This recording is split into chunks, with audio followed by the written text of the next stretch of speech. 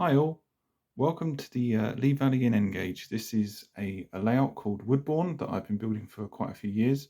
My name's Stu, and this is a series I'm planning to do to show you construction of the layout. There's different techniques and things that I found fairly useful, and we'll try a few other things as well, just to see him try a few new things as well, and just see how I get on with them. But this is the layout so far. It's based in the Lee Valley, which, for those of you who don't know, that's sort of on the Herts Essex border. This is so this is actually the Cambridge Main Line. It's known as now, between Liverpool Street and Cambridge, through places like Broxbourne, Bishop Stortford, and up through towards Stansted Airport as well now. Quite a lot, which some of the services are used on it now. This layout is not based in that time. It's based in the 1950s and 60s, mainly sort of towards steam, when this was actually an incredibly busy line, mainly with freight, which is what it's not now. It's mainly passenger services now. But yeah, this is it in Engage. And what I'm going to do is that this video is just going to be a small introduction to the layout, a little overview of some of the different features on it, and some of the plans as well for future. And also there's a running session I've done as well, which I'll show you, which highlights a few issues that I've had, mainly as this has been in storage for quite a while. But yeah, perhaps we'll start with some of the features of the layout and some of the different bits and pieces, and we'll move on from there. So first thing I thought I would do is just show the room to give some context of some of the other plans and things that I'm going to show you a bit later on with the actual board itself. So this is the room which it's going to be in. This is a second bedroom. We've only just recently moved in here, as you can see by all of the boxes. This hopefully is also going to be used as a guest room as well. So what I'm going to try and do is that on the wall, sort of around about just underneath the windowsill, under the window there, between the window and the radiator, is going to be a batten, which is what all of the boards are going to try and sit on. So there's going to be a board across there, up onto that side with a curve on the end. They're going to try and bring it another one along here, and then up to this wall. So this board here is going to be moved a little bit further back, as I'm going to be remodeling all of this section with the curve, and then it should go along this wall here. The thing I'm planning on for this wall is a bridge over the canal, the River Lee, the Lee navigation. That's what's going to be planned for there. For the door, it's going to be a lift out section. So I'm going to build that and put that in there. And then across this wall is going to be because this is sofa bed here. This wall is going to be sort of a very thin board, which should only take a couple of pair of tracks just to make it a complete loop. Hopefully I'll be able to get some sort of fiddle yard arrangement on there with cassettes, which will help me to be able to move stock on and off a lot more freely. So that's just basic general outline of the room. And yeah, putting the battens up is my first project, really. So yeah, that's what that's one of the first things I'll be trying to do at some point, just to try and get the boards made, and so I can get a full circuit. So let's have a little look at the actual boards proper that we've actually already got. So we'll start with this one. So this board here, as you can see, it's got a few bits of track on it for the running session, which I'm just using as an off run for sort of fiddle yard area for the running session, which I'll show you later. But this board itself has had a section added to it fairly recently. But the main part of this board, which is this is a board that I was constructing for many years. I can't actually remember how many, but this was a layout of Standon on the Buntingford line. As you can probably tell, with most of my projects have been based in the 1950s and 60s. personal preference, I think it's an absolute fascinating period. I've done a lot of research into timetables and locomotive diagrams, carriage workings, and I find it absolutely incredible of how it all worked. And um, I personally much prefer it to the modern image and to the modern railway system we have at the moment. Um, this one was based on the Buntingford line. If people have ever heard of it, it was a branch from St Margaret's to Buntingford, Standon being one of the stations on it. So this is actually the A120. Um, the branch itself was closed in 1965, and this was just modelled just generally with all sorts of different things. I didn't manage to get it up to a very good standard. There was a lot of different things I did on it which were not exactly prototypical of the actual location, just rule one, really. So yeah, that was mainly what I did with that. This board itself is going to have a lot of the stuff is going to be removed from it, mainly the flock and all of the leftover bits of ash and different bits and pieces that are on the board. This is going to be positioned so that the river is against that wall.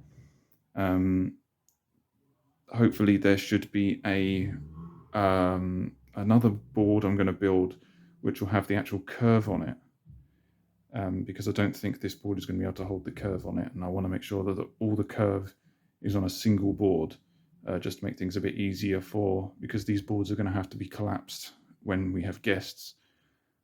So I just want to make sure that it's all on one board and I don't have to worry about doing a baseboard joint mid-curve, which is going to be really annoying. So what we'll do now is we'll just have a little look at this board, which is the main board that's been worked on, and just run through a couple of the bits about that and some of the other bits of what we're going to do in between as well. So this is the main board of Woodbourne. This is the main station area. The way I originally modelled this was so that the station was sort of cut in half, as you can see, so it sort of ends here. The idea is going to be that another board is going to be built in between this one, between this board and this board, which, as I pointed out just now, is going to be on the other wall. And this will continue the station on. So the idea being that we're going to have a station building here, a much bigger one. So this is just part of the actual building, sort of waiting rooms or offices. And then these sidings here are part of the goods yard and part of the station. So we've got, this one is going to be a sort of a loading platform and a parcel stock, which was also uses for fish transport as well. So that's what we're going to use that one for. This one is going to be very similar, but here I'm going to build a cattle dock, which is another very important commodity in the steam era. Cattle was a very major, was used in a lot of places, and cattle docks were incredibly common on the railway system. Quite often markets would sell cattle, even though they don't actually sell them nowadays. So something that could be used for market days or even just general just movement of animals was another thing that could happen, quite common. So we've got another section. We're going to another line here. Now this is a very this is an interesting one. I'm trying to work out what I'm going to do with this, really. Now, originally, these three sidings was actually going to be a diesel depot many years ago when I was trying to work out this board and this layout. And really recently, I've added these actual platform areas in. These have been added in with card. I've still got to add a wall on these, and then weather it in. So that's going to be like a plasticard brick wall, which I've already painted and everything. I just need to cut it out and glue it in. But yeah, that's a project for another time at the moment. So what this is going to be, at the moment, I'm using this as a fueling point for sort of diesel shunters and possibly DMUs. I'm not 100% sure on that. East Anglia and the Great Eastern Railway, and the which was what the Cambridge line was built by and known as the Great Eastern area, it still is really, was dieselised incredibly early. steam went in 1962, and Stratford Diesel Depot was opened in 1960. The whole Lee Valley line through up to Bishop Stortford was electrified in 1960 as well. So this is trying to, we're not going to try and be running the electric services or the electric installations, although the stations themselves are going to be modelled as if, so these are going to have new concrete lampposts in.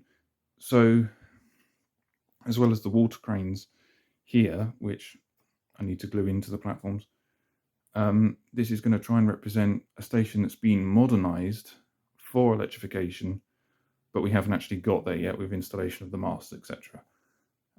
So it allows me to run of a more earlier 1950s style of layout as well. So that's these sidings at the front here dealt with. The line at the back is a reception siding. So we have a line, another platform line for terminating services. Because this station, I'm going to be modelling it with a timetable, and in the timetable, I'm going to be modelling it as if it was Broxbourne in the timetable. And Broxbourne had quite a lot of terminating services from Bishop Stortford and from Hertford East in the timetable. Although weirdly enough, it only had a bay platform which faced towards London. So apparently trains had to run through the station and then reverse in to actually terminate. There also was quite a few of local passenger services that actually were overtaken at Broxbourne by mainline Cambridge workings. So again, this is going to be used, this platform will be used for those services as well. The reception line here is part of another idea that I've got, also similar based on Broxbourne. And this is that the railway is going to continue into a marshalling yard. Now, this isn't something like a major yard where we have hundreds of trains coming in a day. It's only a handful of trains a day, but it's used as more of a staging point. One of the biggest things that was mainly staged in the steam era was coal. And some of the areas of this part of the Lee Valley had such a huge volume of coal that was moved in and out that they had to have the trains remarshalled. So services from Whitemoor would actually arrive, come into the yard, terminate, and then the engine would be detached and run forward into London. The coal wagons themselves would then be broken up and formed into more local trains. For example, from here you would have trains running to Hertford East, trains running to Buntingford. Well, actually, wagons would move to St Margaret's and then trip to Buntingford. From there on the local daily goods. You also would have services to Roydon, Harlow, and also to Bishop Stortford and Sawbridgeworth. Plus also for locations further south to Cheshunt, Waltham Cross, and sort of towards Brimsdown, Ponders End as well, which had quite a large industry base there, which would have demanded quite a lot of coal. So now we've looked at the station area and most of that other part of the board. The final part to look at is this section here, and this is kind of a weird section. It's a section I need to do a lot of work on. This board at the front here, which you can probably see, I didn't put it on very well. It's not level at all. It's caused some problems with the track here in that this section actually slopes down. So for connecting it to any other boards is just going to be hopeless. So I really need to sort this out. During the running session, I discovered that there were some issues with these points and also with the point motors in regards to changing them. This area of grass as well, I've never really been comfortable with it. And even just the houses and stuff, I do like the way they look, but it just feels a little bit, I've never really felt comfortable with it. So the whole of this area is going to be changed. This section of board, because of how I rushed it, I should have filled this section in as well.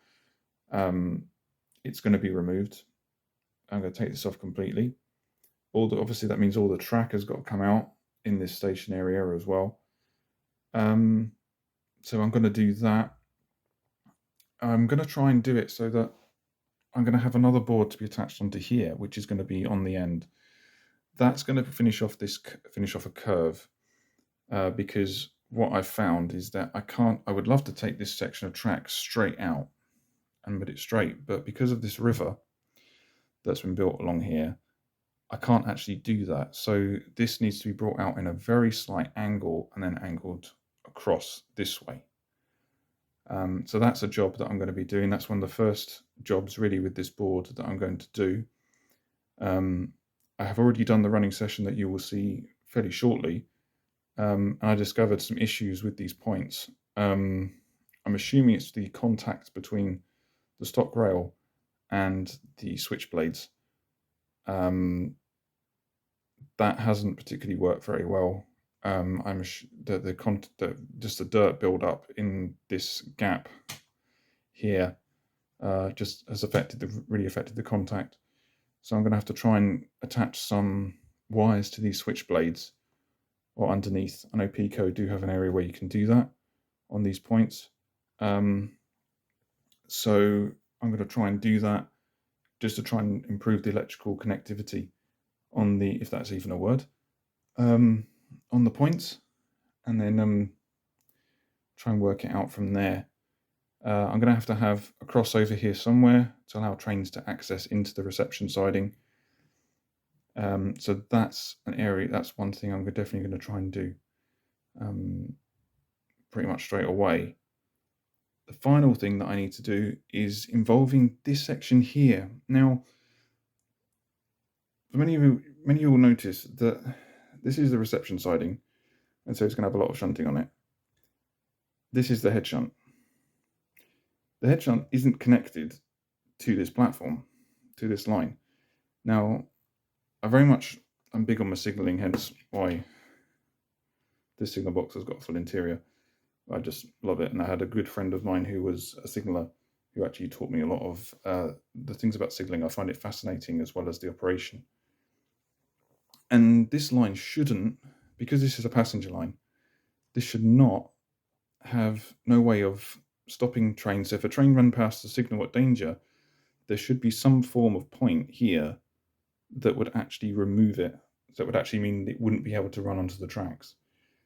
So what I plan to do is to have the head shunt along here and install something like a double slip on this point, so that will allow the access off of the main lines into the back platform, the reception siding, and the head shunt. And also it would mean that I can actually use this as a run-round loop, because one of the things I have found is that when operating, if I run a train into this back platform, the station pilot usually sits here, which means that I have to run the station pilot all the way out to here, then run it back all the way down to here before I can run it back in, because of how the signaling would work. If I actually just have the head shunt here, I can have the station pilot in there, he can run straight in, connect up to the back, whatever it is it needs to be moved off, like a fish van or a parcels van or whatever, and just immediately take it back. The train can leave, another train can run in, and then it can just come out whenever it needs to run down to here, or to even attach it to another train, or to shunt it on to a freight train in the marshalling yard. So yeah, that's a big thing that I need to do. But yeah, that's gonna take a lot of work really to get that completely sorted. So yeah, the final thing we've got here is the control panel, which has got all of the controller and the switches and stuff. I am a person who likes DC. I haven't got DCC. I have thought about it, but personally, I'm not really going for it at the moment. It's just going to be a little bit too much expense while I'm trying to do all of this. I'm going to set the wiring up so that if I did want to go to DCC at some point, I could. It would be a fairly straightforward switch over. So hopefully that will work out okay. This is another section that needs work. All of these track section switches, these are all for the individual sections. They will need to be redone, especially with the points being changed and all of the work I've been doing over there. That will need to change as well. The wiring all underneath needs changing and reconfiguring because of moving all the points and the point motors. So yeah, another section of work that really needs to be, you really need to get onto at some point. I think the first priority at the moment is just to get the boards up and get a circuit up and get it running. That's my main priority at the moment. Just to get all the boards built. This board here is going to be a bit more of a problem, because of the fact of it being on a bridge. I'm going to have to make the board slightly lower, make it more of an open frame baseboard rather than this. So that's something I'm planning and trying to work out. So yeah, that's about it for this. I hope you've enjoyed it. I hope you've not found it too boring and you're not asleep right now with me rambling on of all these different bits and pieces. I've now got a running session that I recorded a few days ago. I hope you enjoy that. I apologize for the quality and for the running of some of it. It required quite a bit of hands-on operation, especially with these points here. Again, I apologize for that. I just hope you enjoy it and enjoy the little bit of what's to come, I hope. So yeah, I hope to see you on the next one. And please like and subscribe, and we'll see you on the next one.